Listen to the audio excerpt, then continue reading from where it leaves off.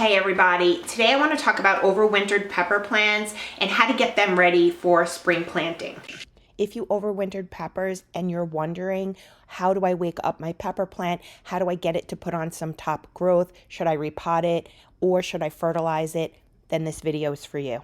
Last year, I learned that I could overwinter pepper plants. I had always treated them as annuals because they love the heat, they hate to be cold, and they always die back at the end of the season, and I just toss them. But I learned that they are actually a tropical perennial that can be overwintered, so I decided to overwinter 3 of my pepper plants. In October, I dug up my pepper plants, pruned them about 2/3 of the way down. I put them in a little bit of soil. I actually was supposed to remove the soil from the roots, which I didn't even do. And I topped them with some compost, a little bit of bone meal, and put them under the grow lights where they remained for 8 hours a day consistently since October. 2 of the 3 of the plants that I overwintered woke up, which means that they started to put on some green growth in December, so about 6 weeks after I brought them indoors. Now, under the right conditions, your pepper plants will just wake up naturally on their own. And what they've had is consistent light under a grow light since they came in the house in October.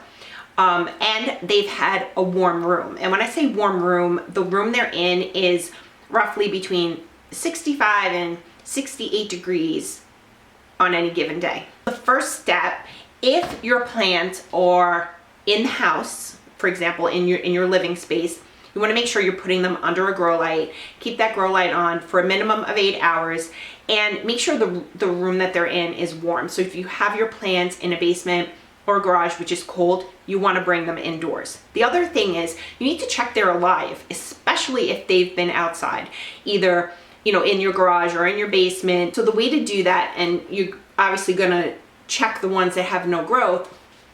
If they have a nice green stem like this has, it is likely alive. If it has a brown stem, you're going to want to scratch away just a little bit of that stem to see what color it is underneath. If the stem is green underneath, then it is likely alive. It just hasn't woken up yet.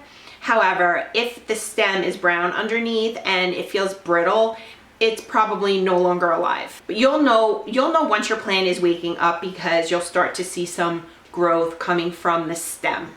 So something else I started to think about was whether or not the 2 plants I have that have all this top growth need to be potted up.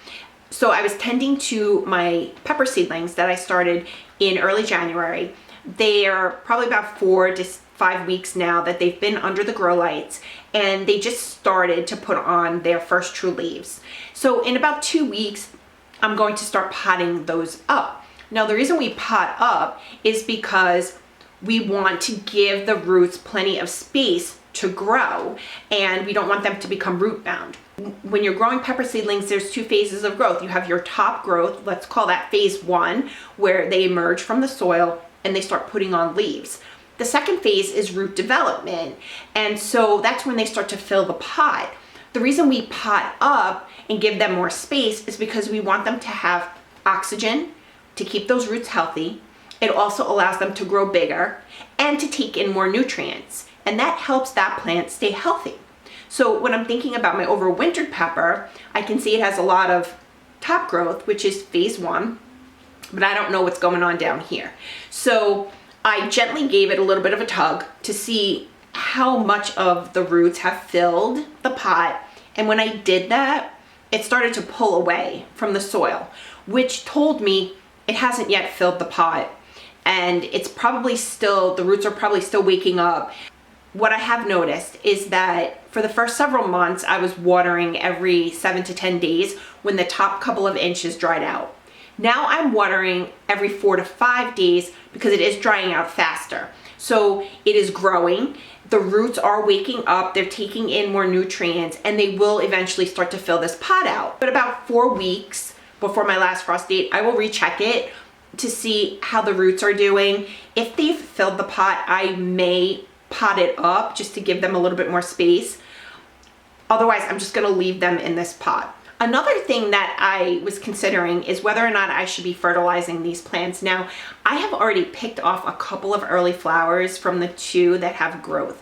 And if I start to fertilize them now, it's going to promote bigger growth. I don't want them to get too big because they're still in the house and I'm still 10.5 weeks from my last frost date.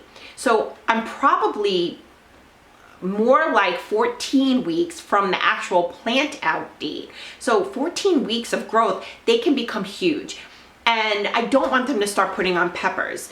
What I will do though is, because they're in an active growth phase and the roots are now actively taking in nutrients, I'm gonna just put a little bit of compost, organic compost, on top of the soil at my next watering to water it in really well and just to give them a little bit of nutrients. But I will not be using any fertilizer like fish emulsion or liquid fertilizer like I will be doing with the seedlings. So if you do have growth on your plants, or they're waking up and they start to put on growth, you do want to remove all of those flowers from your pepper plant. You want to do that for your seedlings as well. But if you allow it to flower, allow your seedlings to flower, the energy will go to flowering and pepper development rather than the growth of the plant. And that would be too early. We do not want any flowers on these plants, at least until they're outdoors and once they're big enough. Now for the overwintered peppers, once they're outside, you can let them start flowering. For the seedlings, you're going to want to wait until they're big enough.